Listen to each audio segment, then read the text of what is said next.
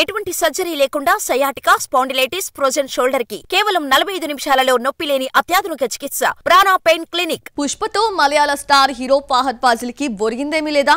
పుష్ప 2లో ఈ హీరోకి అన్యాయం జరిగిందా? ఇక తెలుగు సినిమాలు చేయడం కష్టమేనా? బాలీవుడ్ పై ఫోకస్ చేస్తున్నారా?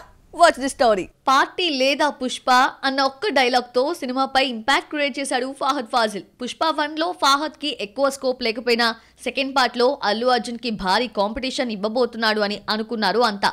కానీ క్యారెక్టర్ పరంగా, యాక్టింగ్ వైజ్ బన్నీ ముందు తేలిపోయాడు ఈ మాలీవుడ్ హీరో. షెకావత్ గా అతడి క్యారెక్టర్ సరిగ్గా డిజైన్ చేయలేదంటూ సుక్కుపై గుర్రుగా ఉన్నారు అతడి ఫ్యాన్స్. ఇదే టైంలో ఫహద్ ఫాజిల్ పుష్ప మూవీ గురించి మాట్లాడిన ఓల్డ్ వీడియో వైరల్ అవుతోంది. పుష్ప వల్ల తనకు ఒరిగిందేమీ లేదన్న వీడియోని ట్రెండ్ చేస్తున్నారు నెటిజన్లు. నా స్టఫ్ నేనిచ్చా, పుష్పలో నా క్యారెక్టర్ వల్ల ఏదో మ్యాజిక్ జరుగుతుందని ఆడియన్స్ ఎక్స్పెక్ట్ చేస్తున్నారు.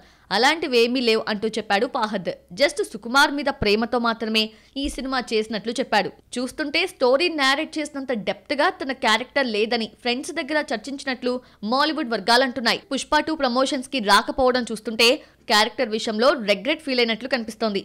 ఈ లెక్కన తెలుగు సినిమాలు చేస్తారా అన్న డౌట్ ఉంది. ఫహద్ కి నెగిటివ్ రోల్స్ చేయడం కొత్తేమీ కాదు, కానీ తన ఇంపాక్ట్ ఉండే క్యారెక్టర్స్ చేస్తున్నారు. కుంభలంగి నైట్స్, మామన్నన్ చిత్రాలు ఈ కోవలోవే.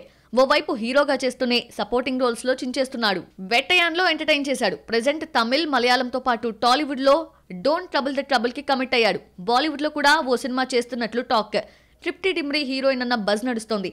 ఈ బిజీ స్కెడ్యూల్ మధ్యలో తెలుగు సినిమా ఎక్స్పెక్ట్ చేయొచ్చా అంటే చెప్పలేం, ఏదైనా జరగచ్చు.